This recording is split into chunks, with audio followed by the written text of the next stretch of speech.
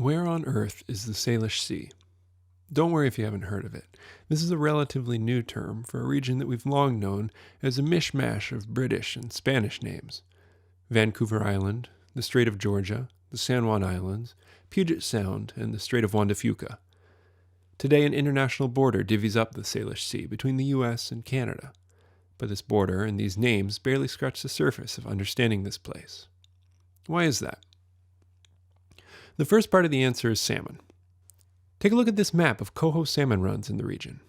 Every summer, for thousands of years, these fish have spawned back upriver in massive numbers. Over the centuries, civilizations have been built on these reliable annual salmon runs. This map designates language areas that each encompassed multiple tribal groups. It's important to note that though these tribes occupy different shores of the Salish Sea, they traded, fought, enslaved, and intermarried with one another. They had broadly similar economic and cultural practices, reflecting a common maritime environment. These unique tribes speak closely related languages, which linguists call the Salishan language group. And as you can see, these related languages continue as far inland as the salmon do. The Columbia River Basin outlines Salish languages deep in the inland northwest, where unique communities shared a similar reliance on the annual salmon run.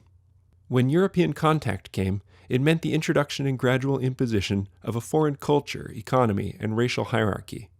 In the 18th and 19th century, distant nations asserted control by sending explorers to map and name geographic features in detail. So first the Spanish, and then the British, and finally the United States all charted the lands and waterways of the region in increasing detail.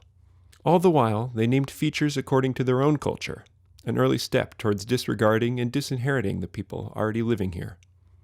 An example of this practice can be seen at Haida Gwaii, a group of islands north of the Salish Sea and home to the Haida people. This tribe was known for trading and raiding all the way down into Puget Sound in their famously seaworthy canoes.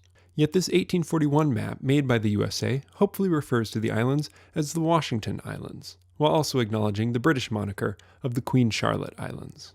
Today, the archipelago is again known as Haida Gwaii, though one town retains the name Queen Charlotte.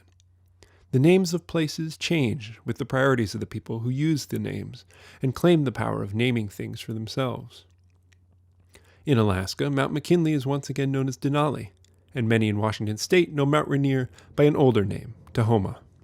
The Salish Sea is not an indigenous name, but the term recognizes the unique sea that transcends the modern international border. It also refers to the cultures that predate that border and continue today in the same lands and the same waters. This crossroads of language, culture, commerce, and salmon is far, far older than the boundary disputes of the 1800s. While the Salish Sea may not be the final name for this place, it is certainly a name less wrong than others.